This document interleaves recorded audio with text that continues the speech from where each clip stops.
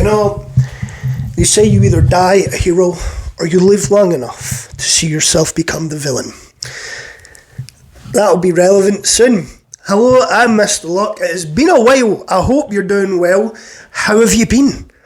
I got engaged. I proposed to my missus on the 10th of February and she said yes. So, you know, I'm an engaged man now.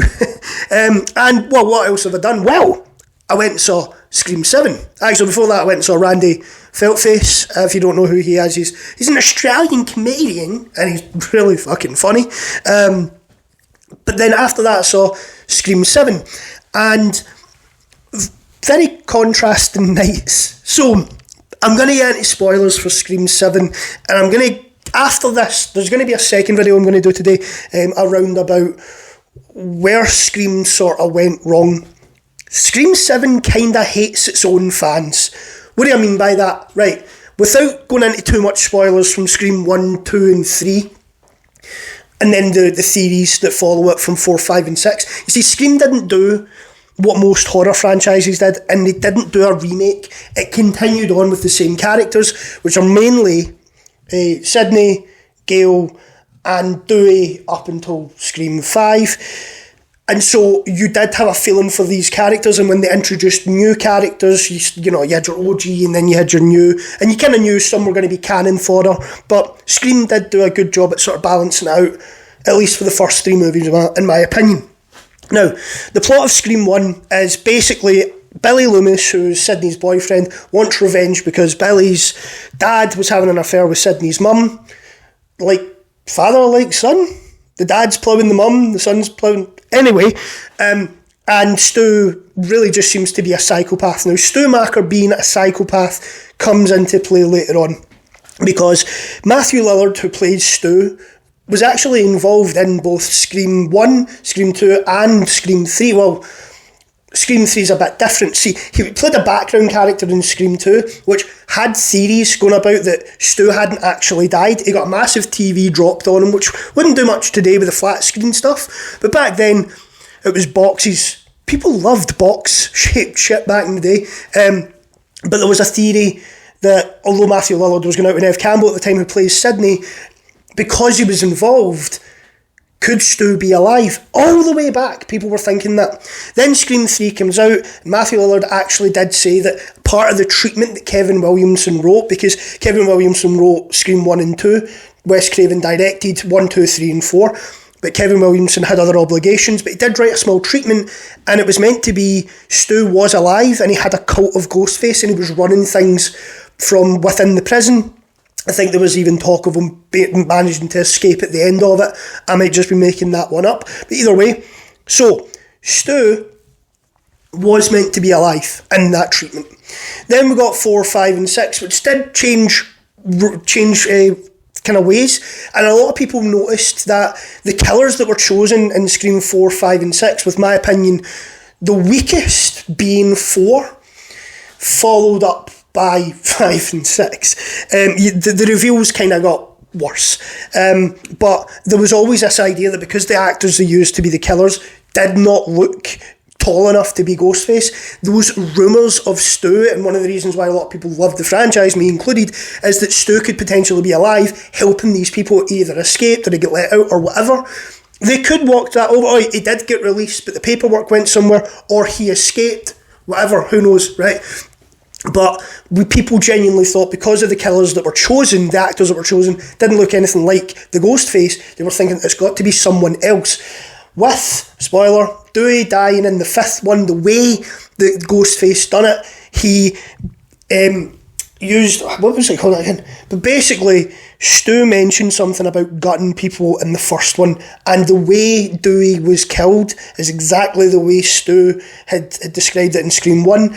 And with Ghostface then going, it's an honour, after he kills Dewey, a lot of people thought, that's personal, could that be Stu?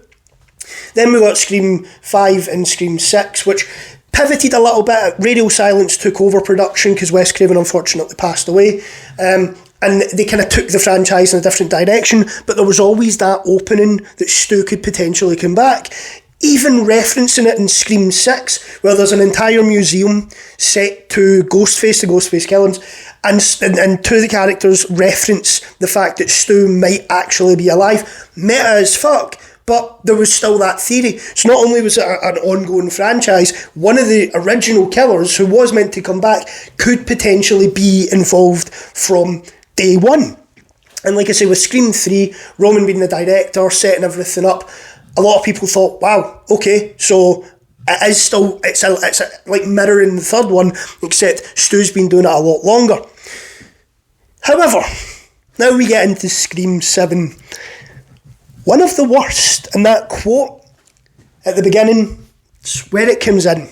Because Kevin Williamson, the OG, the writer, working with Wes Craven, calling it Scary Movie first, gave his father death, known as Ghostface, comes back and writes and directs Scream 7. And oh boy, we are just going to get right into it. Scream 7 has actually one of the better openings. I would put it up there with kind of the Scream 1. You see, Stu Macker, or the Macker household, has also been recurring throughout the series. It was in Scream 1, of course. Then it came back for Scream 5 because Amber, one of the wee killers, honestly, she's 5 foot fuck all, and yet she's apparently Ghostface. Her family bought the Macker household, so that Scream 5 could end at the Macker household. Scream 6 obviously set in New York, but Scream 7 returns back to it, and there was a lot of marketing about nostalgia. So what happens? Well, the Macker household is now being sold, and it's actually like a murder house where it's an Airbnb, people can go stay in it, they can see scenes that actually happened in real life. It's got stab posters everywhere.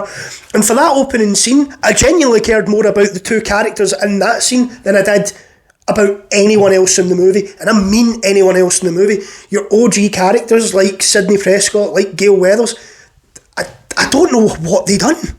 They did not come across as, like, they were still playing their characters. It was just seemed to be the way that they were written. It was like a cynicism about them both. And we also do have two recurring characters from Scream 5, Scream 6. The worst character, in my opinion, Mindy, and one of the better introductions, Chad, who, with the amount of times Chad's been stabbed, he's either unkillable or bad writing. You see, one of the cool things about the Scream franchise was your OG characters, one of them being Randy, who introduces the rules and all that kind of stuff. Well, in the second movie, he died. He was one of the OG and he wasn't safe, but now it does seem to be a bit same old kind of thing. And with Chad and Mindy coming back, you really could have done us a solid, Kevin, and we could have seen Mindy die. Mindy die, yeah. I don't like her. Either way, so what is the plot of Scream 7? I'm spoiling it right here for you, because I've spoken. I love Scream and I love talking about Scream, but I can talk a lot. Scream 7, with all of its marketing, with Matthew Lillard coming back, I can't remember the actors' names, but Roman Bridges' actor was scheduled to come back, not Maureen Prescott, Debbie Salt, which is Billy Loomis's mother. Billy's mother! Love you, Mickey. They all came back, and there was already a big... they're not actually back, it's going to be AI, which is exactly what it was. And Kevin Williamson really wants the fans to know, fuck your theories. Fuck what Radio Silence was hinting at with Stu being alive. We are not doing that, even though I wanted to do it in Scream 3. Stu is dead. Matthew Lillard coming back, and the big hype train about Matthew Lillard, and this ongoing fan theory for years. And that's what I love about Scream fans. They love the theory, they go into it. Like, they spend more time, in my opinion, than the people that are actually writing the fucking things. They've spent more time thinking about it, crafting a story, and for me, that would have been one of the better options to go for. Stu coming back, the cult of Ghostface, all that kind of nice shit, but no. The killers of Scream 7, for some fucking reason, use AI, use characters that they've never met, people they've never met, to fuck with Sidney. Why? Because they can. Actually, right, so two of the weakest, because they're in the fucking movie. I think one of them's I think they're both in the movie for like two scenes. That's it. The first one is Karen for down the road, who had an abusive husband, read Sydney's book and thought, I'm just going to kill him. And then, she got a fucking taste for it.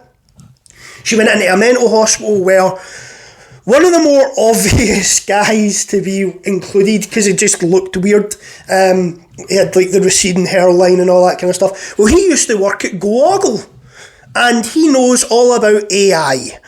And so therefore, he's going to use his AI to fuck with Sydney, so that they're going to kill Sydney, so that Sydney's daughter can be the new Sidney Prescott. Yep, that's it. That's the plot. We could have had Stu Macker coming back, a legacy character, which they clearly banked on Matthew Lillard being such a likeable actor, coming back and this big overarching plot that's taking place over 30 fucking years. Instead, now we get Karen Foot in the street and a guy that used to work with Go Ogle that's losing his hair but is really fucking clinging on to what he's got left. All for traumatising Sydney's daughter to be the new Sidney Prescott. As motivations go, fuck you. No, absolutely not. I couldn't buy it. And then the biggest problem as well is there was actually a third Ghostface killer, and they spark him out the movie with the worst reintroductions to Gale Weathers, Chad and Mindy, because Chad and Mindy for some reason are now working with Gale Weathers. Okay, fuck knows why.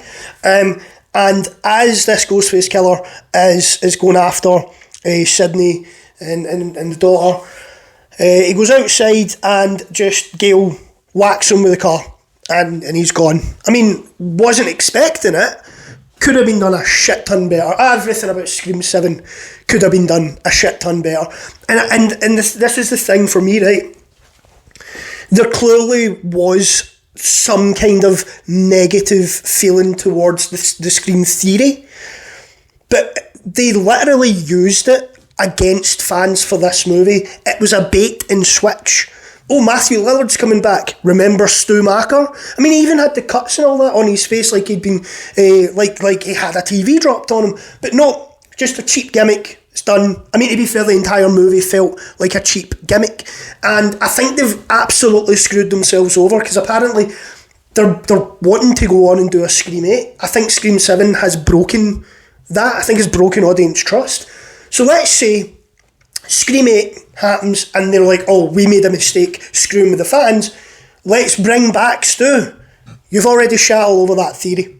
Like, it was kind of set up with Scream 6 that he could be alive. The theory makes it into the movie. And then Scream 7 turns out, yep, he was alive. He was doing all this like Roman before him.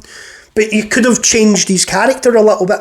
Even when we see Stu, and it's literally just a selfie. Like, it's a selfie video, obviously done by AI. He's still the same character. He's still the same Stu. He's still got that kind of mental energy. And for me, I was like, you could have done something a little bit better. And I'm going to get into another video where I'll talk about like what I really wanted and why it's kind of disappointing each volume. And I know it's not their fault. They're telling their own story, but I feel like they just consistently miss opportunities to give fans what they want, which just seems to be the flavour of Hollywood right now. They're against the fans. It's like the people behind the cameras versus the people that are watching. Do you know what I mean? It's like people have forgotten, entertainers have forgotten, Hollywood has forgotten. Yous are meant to be the ones that we want to go see.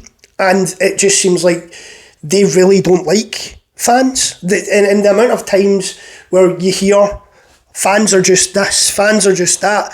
Well, I'm sorry, but if you've got actors coming out from Hollywood that need arses and seats, but they come out with nonsense against fans, like Pedro Pascal, for example, I'm not going to go see a movie that you're in. I didn't go see Gladiator 2. I didn't go see that one he was in with, was it Chris Evans?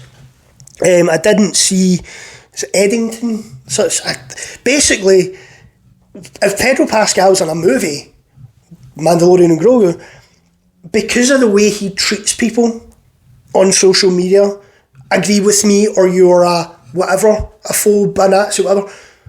No, I don't want to go see a movie with you in it, especially with your mindset. And I know you're meant to take away the actor from, you know, what they're portraying, but it's very, very hard considering the amount that they do it. And it really does just seem like this entire plot was, yeah, we're aware of these Stan theories. We're aware that people really love Stu and they would want him back. But fuck you, we're not doing that. Like, you could have had the easiest win, in my opinion, and you didn't. And your replacement for it was Karen for down the road and some guy that worked at Go Ogle. Why are they using AI? Just to fuck with her. Like, even that plot doesn't really make much sense. So, the other thing about Scream 7 is the characters that they introduced. Sydney's got a new husband, Mark, not Mark Kincaid from Scream 3. Again, easy win. I don't think Patrick Dempsey would have came back though. So he's there, barely gets to do anything, and she's got apparently 3 kids, but the other 2 kids we never see because it's just focused on Sydney's daughter. And again, you know, her little group of friends, and it's just all one-note characters. Like, they have that one thing and that's it. There's a boys' connection, because the lad for the boys in Scream 5 was the killer, and then we get the lad that plays the weirdo in Gen V is here playing the weirdo in Scream 7. We're already in spoiler territory, but he's killed by his own mum.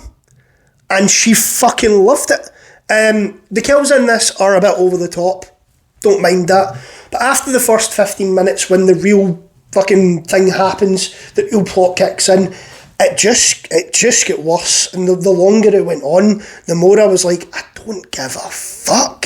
So, when it's revealed that the killer burns down the Stu household again, you know, could it be? No. Okay, the killer then just goes right after Sydney and he's like, I'm going to fuck with you, you know, I'm going to hurt your daughter, I'm going to kill your family, blah, blah, blah. And then proceeds to, like, off Sydney's daughter's friends because they want Sydney's daughter to be traumatised. But we've not spent enough time with the characters, and the characters don't deliver enough for us to actually give a fuck about them. And that seems to be one of the biggest problems with modern Scream. They're not really characters anymore, they're just caricatures. And one of the worst ones is Mindy. Mindy just goes on, and I know Randy done it, but Randy done it with kind of, I don't know, there was a respect about it, whereas Mindy just feels like she's reading off a script, and it's too meta. And again, it's like, if you're going to give a plot, the Stu plot would have made sense. It was a personal one over time with a character that we know and love, but instead they just replace it with these cheap fucking gimmicks. Oh yeah, it was meta, so we want to add in some of the meta nonsense, even though it doesn't really fit anymore. There's a scene after Mindy and Chad are brought back in where they're in a bar, they're doing the whole interrogation thing, and that's when it turns out none of them are the killer, because that might have been kind of interesting. The Ghostface comes in and kills a bunch of people in the bar, but they make the worst decisions possible. Ghostface is in the kitchen, and Mindy comes out back to the door where she knows Ghostface is, and she spends about 3.5 minutes talking. Like, they couldn't even do the fucking chase scenes right in here. One of the other things that happens is, because they're trying to kind of get Ghostface out, and Sydney knows that, you know, they're after her, she wants the killer to come out. She does an interview with Gale Weathers, and then after the interview, right, she gets the call for Ghostface and she goes home, which is where the AI is introduced. Gale just kind of chills. She's like, I'm not going to leave my studio. So Sydney has to, knowing that Ghostface is after her and her daughter and her family, Sydney just runs. When Gale had a car, came well, drove her, done an interview, could have drove her back, but on you go, buddy, don't worry about it. Again, what option should we take? The worst one. One of the other things as well is Ghostface is after Sydney's daughter. We're aware of this.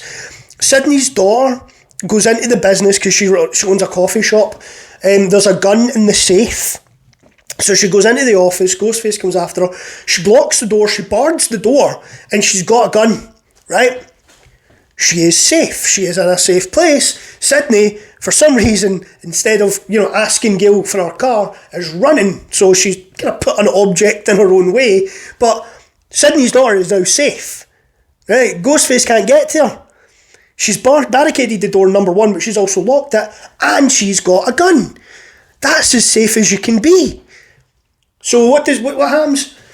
Sydney, it's in the trailer, points the daughter in the right direction. She shoots Ghostface through the wall, and he's down, she's down, it's down, don't know.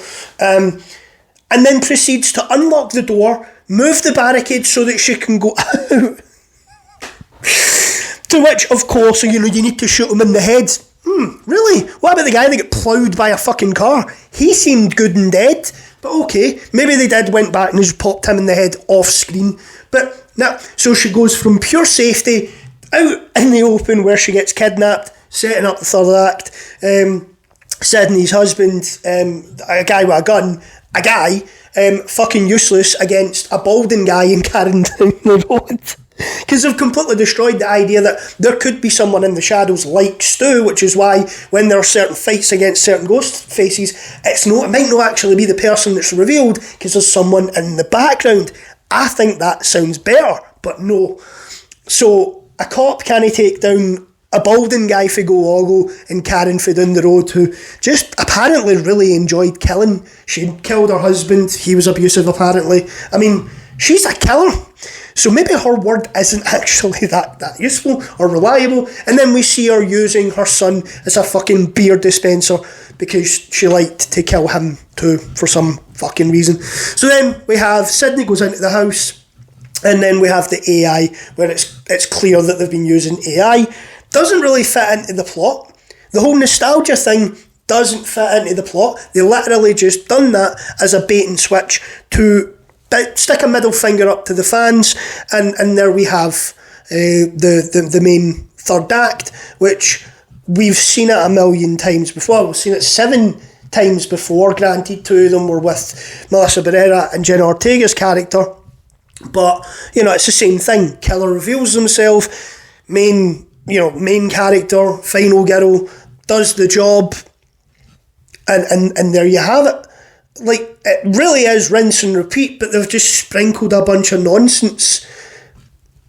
No, absolutely not. So it was genuinely sad. I know that there was a lot of issues between Scream 6 and Scream 7. There was a lot of backlash. Again, actors putting their name in about politics, and it has a crumbled effect to the point where I genuinely believe that actors on social media, yes, they're entitled to their opinion, really just probably should negate it.